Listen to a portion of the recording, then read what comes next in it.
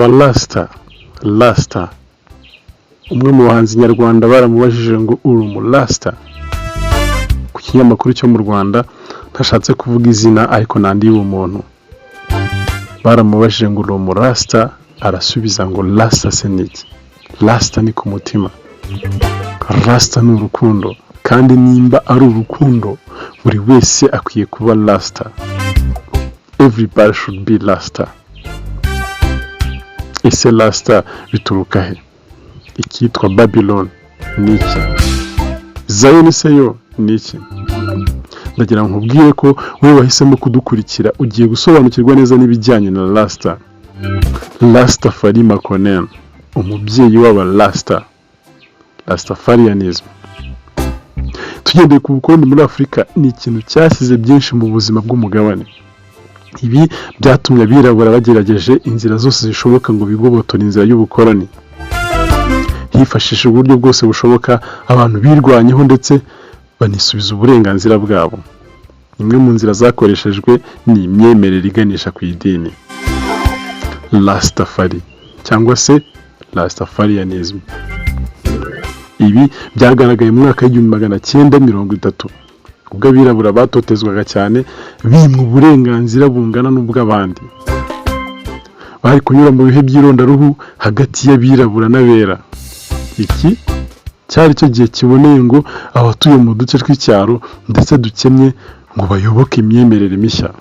Aha muri Jamaica, hari hatangiye ikiswe Rastafarianism. Rwose wabyumvise neza, ni bamwe bita abarasta. Ibi byatijwe umurindi n'icyageranwaga n'ubuhanuzi bwatanzwe n'uwari umwirabura w'umunyepolitike bamwitaga Marcus Garvey Jr. wari ufite umuryango witwa Universal Negro Improvement Association. Intumbero y'uwo muryango wari ukunga no guhuza abirabura ngo basubizwe iwabo muri Afurika cyangwa se mu gihugu cy'isezerano, Zion. Wabyumvise neza, mu gihugu cy'isezerano cyangwa Zion. Kwari ukwigobotora ingo y'ubukoroni kugira ngo basubizwe muri Afurika. Gusubizwa muri Afurika babibonaga nko kujya mu gihugu cy'isezerano.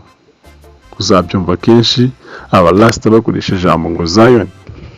Nibyo koko mu myemerere y'abirabura bari bakomanyijwe, bizeraga ko gusubizwa muri Afurika ari ukwigobotora ingo y'ubukoroni, aho Zion yari muri Afurika. Bavangaho bari barashyizwe n'ubukoroni mu gihe cy'ubucakara, aho bahita Babylon, basubizwa iwabo muri Afurika, Zion. Babylon uzabyumva kenshi bikoreshwa n'abarasta, baba bashatse kuvuga hantu bari mu buretwa mu bukoroni.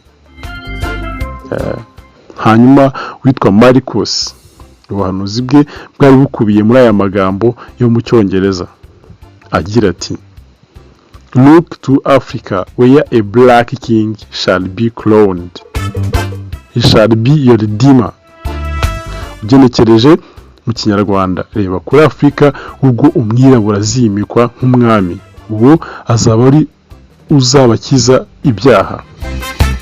Hadaciyemo igihe icyaba ubuhanuzi bwa Marcus bubaye impamo. Muri Ethiopia hahise himikwa umwami w'abami Hilaire Silassie.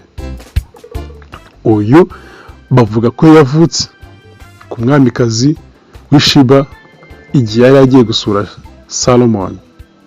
Aha bavuga ko babyaranye umwana.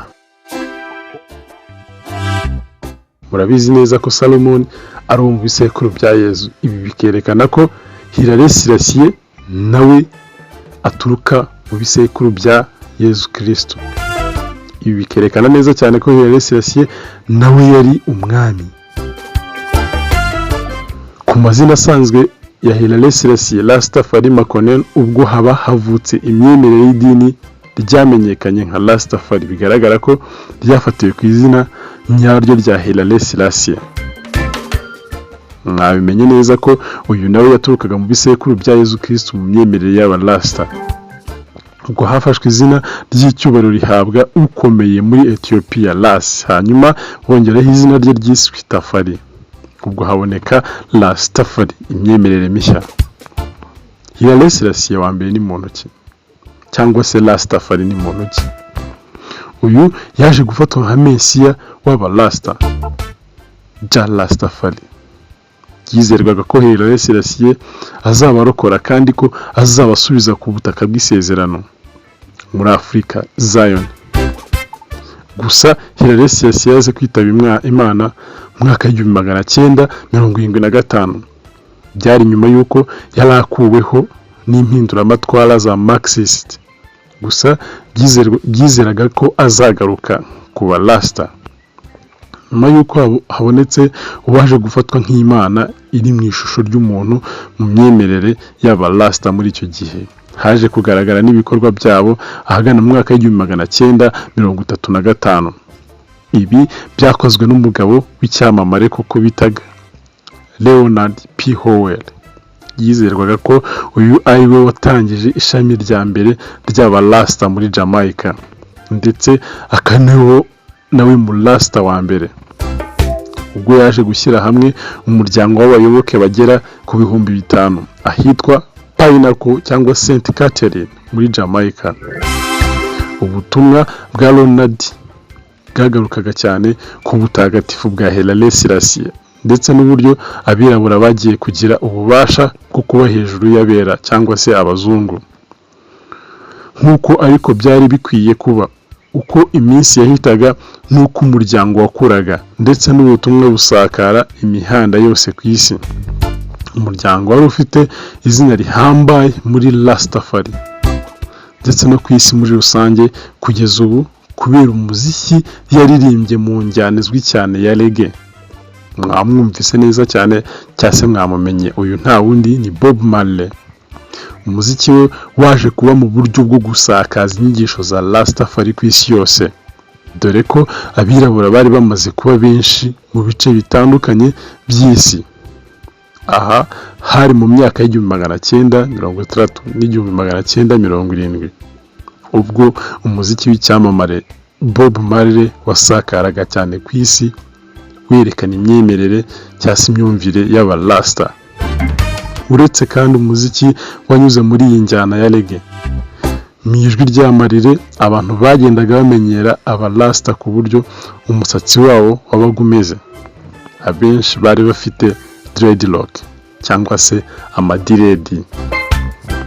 Muri iki gihe uko Rastafari yatangiye ari imyemerere y'idini, ubu hari abakikomeyeho, kimwe nuko kandi hari abiyita abarasta gusa ari byo kuba umusirimu cyangwa se gukurikira umuco batazi.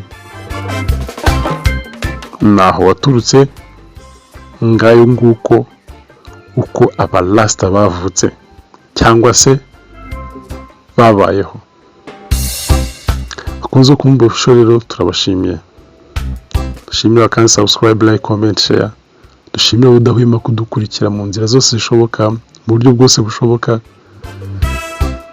kugira ngo dukomeze dutere imbere. Ku gitekerezo cyangwa inyunganizi wakohereza message cyangwa ukaduhamagara kamenyetso ko guteranya 250 729 20 3 Hasta la vista.